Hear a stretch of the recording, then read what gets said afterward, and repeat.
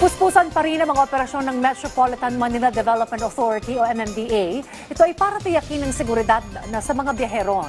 Nakatutok rin ang ahensya sa pagpapatupad ng odd-even scheme sa EDSA sa darating na Hunyo. Ang detalye sa report ni Bernard Ferrer.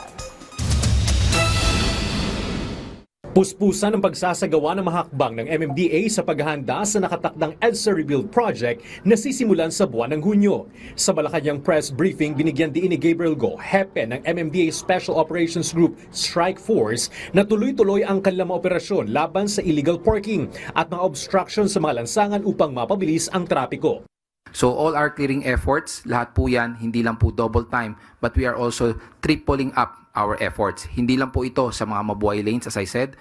We have already designated several alternate routes na kung saan gagamitin po ito ng ating mga motorista coming from the south, going to the north, from east, going to west. Kabilang sa mga tinututukan ng paglilinis sa mga sidewalk para sa kaligtasan ng mga pedestrian. Pagtutuunan rin ng pansin ang daloy ng mga sakyan, lalong-lalo na sa pagpapatupad ng odd-even scheme sa EDSA simula June 16. Sa ilalim ng scheme, bawal sa EDSA ang mga sakyan na may plate number na nagtatapos sa odd numbers 1, 3, 5, 7, 9 tuwing Lunes, Miyerkules at Biyernes, habang ang mga even-numbered vehicles 0, 2, 4, 6, 8 ay pagbabawal tuwing Martes, Huwebes at Sabado. Isang buwang dry run ang gagawin para sa implementasyon nito. Mananatili naman ang Expanded Unified Vehicular Volume Reduction Program o Number Coding Scheme maliban sa mga oras na may window hours, at ito ay patutupad lamang sa mga kalsadang labas sa EDSA.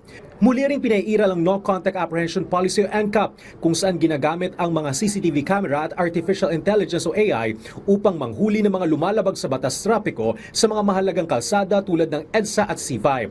Ayon kay Attorney Victor Nunez, MMDA Director for Traffic Enforcement Group, dadaan sa tamang proseso ang pag-i-issue ng notice of violation sa mga motorista, lalong-lalo na sa mga lugar na may malabong markings. Kinumit ko ho sa lahat ng motorcycle group na pagdating doon sa mga lanes na malabo dahil nag-asphalt overlay ang DPWH or may mga merging lanes, narrow lanes, hindi kami manghuhuli. And binilin ho namin sa aming mga tauhan na nag-validate ng mga huli ng NCAP na hindi dapat yan ina-approve.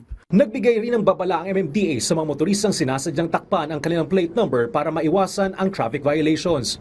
Palabas na kami ng memo sa lahat ng aming field personnel because violation po yan ng traffic code at ang multa po niyan is 5,000. Marami kaming na-monitor sa CCTV na nilagyan ng electrical tape, nilagyan ng masking tape. Nauna nang inilabas ng MMDA ang listahan ng top 20 traffic violations kung saan ang mga multa ay naglalaro mula 150 pesos hanggang 5,000 pesos. Inanunsyo rin ng MMDA na maglalabas ito ng isang mobile app para mamonitor ng mga motorista kung sila ay may violation.